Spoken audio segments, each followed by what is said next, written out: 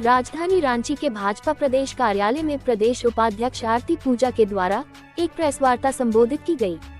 इस प्रेस वार्ता के माध्यम से दुमका पेट्रोल कांड मामले पर दोषियों को फांसी की सजा दिलाने के लिए हाईकोर्ट में अपील किए जाने की बात कही। प्रदेश उपाध्यक्ष ने कहा कि पोक्सो कोर्ट ने दोषियों को उम्र कैद की सजा सुनाई है।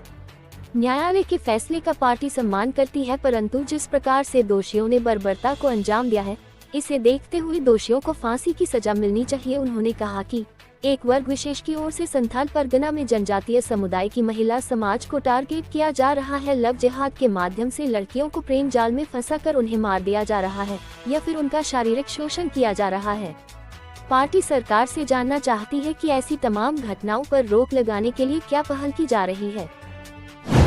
कल कोर्ट ने दुमका की जो चर्चित घटना थी, अंकिता हत्याकांड के जो आरोपी थे, उनको उम्र कैद की सजा सुनाई।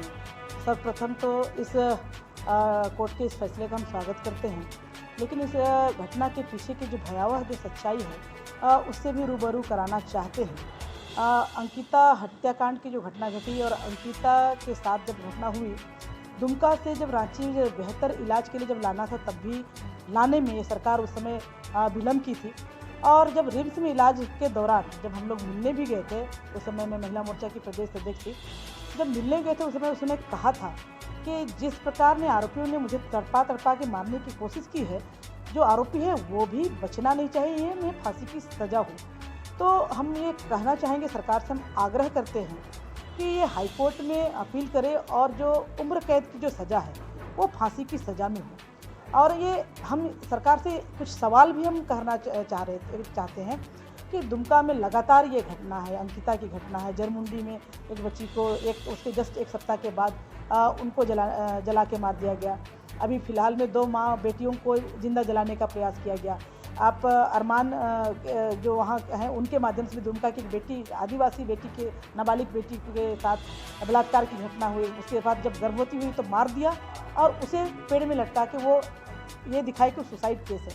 तो ये तमाम घटनाएं घटी है। और अंकिता की घटना में जब ये मामला हम सारे लोगों ने, भारतीय जनता पार्टी ने उठाया, तो उस समय जो तत्कालीन डीएसपी थे नूर मुस्तफ़ा, उसने जो आरोपी शाहरुख है उसको नाबालिग दिखाने के लिए उसके उम्र को कम किया और अंकिता को बालिग दिखा के वो उसको बचाने का उन्होंने षड्यंत्र किया।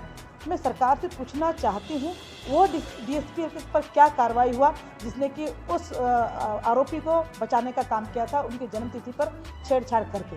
दूसरी बात है कि बाकी इतनी जो घटनाएं हैं, संध्या टोपनो की जो घटना जिसमें कि मवेशी तस्करों ने उसकी हत्या कर दी, रूबिका पहाड़िया जिसके कि बलात्कार के बाद कई टुकड़ों में उसको, मतलब हत्या के बाद कई टुकड़ों में उसके लाश को फेंक दिया गया।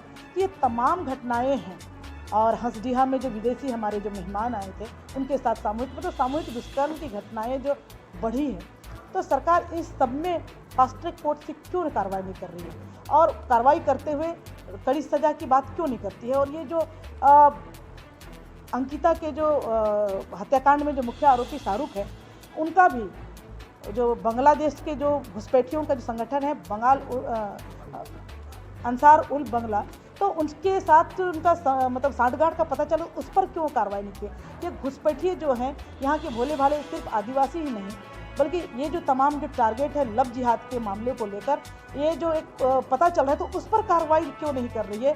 तो ये बहुत सारे सवाल हैं और बहुत सारे सवाल जो कि 6-6.5 हज़ार की संख्या में आज भी हमारी माँ बहनों के साथ, उसमें से लगभग 3-3.5 हज़ार हमारी आदिवासी जनजाति बहनों के साथ जो दुष्कर्म की घटना घटी, हत्या बलात्कार की जो घटना घटी, उस पर सरकार क्या कार्रवाई कर रही है, वो कार्रवाई करे।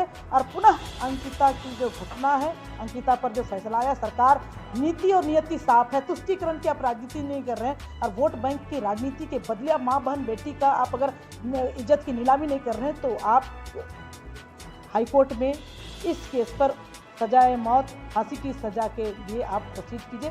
ये हम आप प्रेस कॉन्फ्रेंस के माध्यम से कहना चाहते हैं।